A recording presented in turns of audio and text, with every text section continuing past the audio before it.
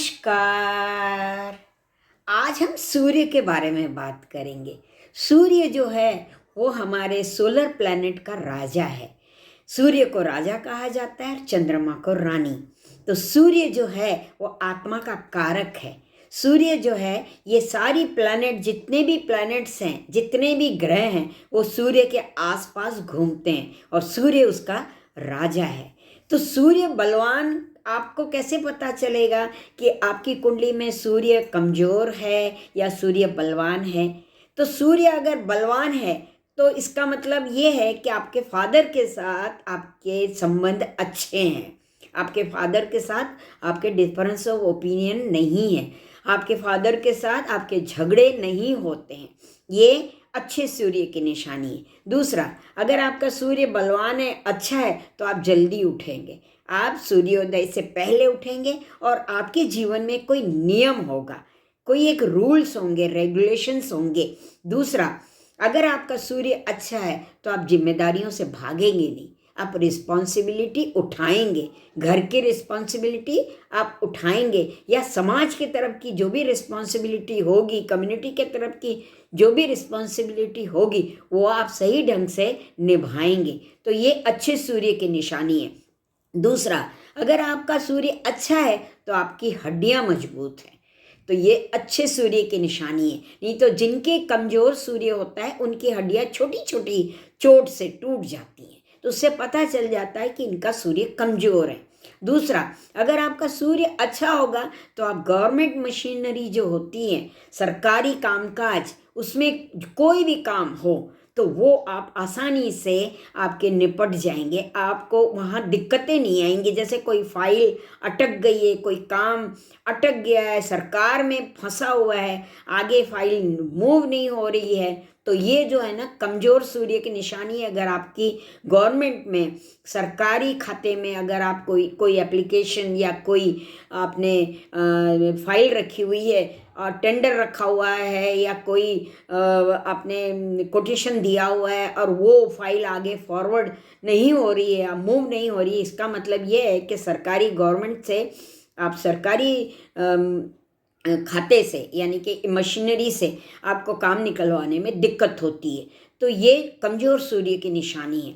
अब सूर्य क्या है, जैसे राजा है, तो पहले ज़माने में जो राजा होते थे वो अपनी प्रजा का ध्यान रखते थे, रिस्पॉन्सिबिलिटी उठाते थे और प्रजा के तरफ उनकी एक जिम्मेदारी होती थी, वो जिम्मेदारियां उठाते थे। आज के ज़माने में राजा महाराजा तो नहीं रहे, लेकिन आज के ज़माने में सरकारें हैं। तो हमारे जो सरकार मशीनरी में, जो अपने गवर्नमेंट में जो बड़े ऊंचे ओहदे पे जो बैठे होते हैं अधिकारी लोग, या हमारे चीफ मिनिस्टर या हमारे प्राइम मिनिस्टर, तो वो एक तरह से राजा हैं और वो अपनी प्रजा का ध्यान रख रहे हैं। उनका ध्यान होता है अपनी प्रजा को क्या चाहिए, कहाँ डेवलपमेंट करना है, प्रजा को कहाँ कहाँ दिक्कतें आ रही हैं। जैसे कि एजुकेशन है, प्रजा का देखना होता है, उनकी इनकम, उनके सोर्सेस, प्रजा को इनकम सही ढंग से, यानी कि उनकी जॉब की भी उनको एक मौका मिले, वो भी सरकार देती है।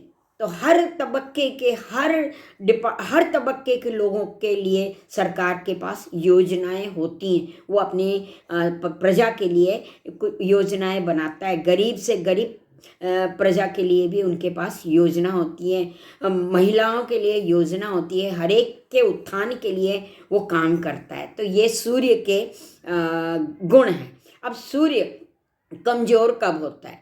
अगर वो 6th हाउस में या 8th हाउस में या 12th हाउस में सूर्य बैठा है तो इसका मतलब है कि सूर्य कमज़ोर है। दूसरा, सूर्य अगर पाप प्रभाव में है, जैसे कि पाप ग्रहों के साथ उसके कंजंक्शंस हुए हैं, तो सूर्य कमज़ोर है। तो सूर्य को राहु के साथ अगर सूर्य है तो सूर्य कमज़ोर हो जाता है। केतु के साथ सूर्य बैठता है तो सूर्य कमज़ोर हो जाता है। खाड़े में जाके बैठता है तो सूर्य कमज़ोर होता है।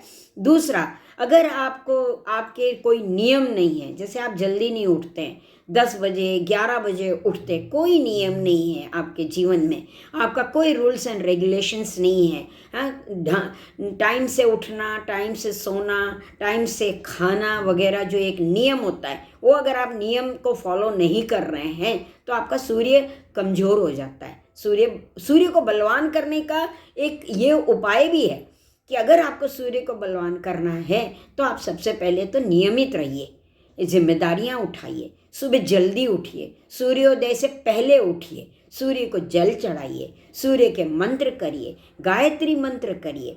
सूर्य को बलवान करने के लिए हम उपाय में गायत्री का उपाय बताते हैं कि गायत्री मंत्र करिए, सूर्य को जल चढ़ाइए, सूर्य के मंत्र का जाप करिए, ओम सूर्याय नमः, ओम आदित्याय नमः, ओम भास्कराय नमः वगैरह, है ना। तो सूर्य को जल चढ़ाना ये एक उपाय है।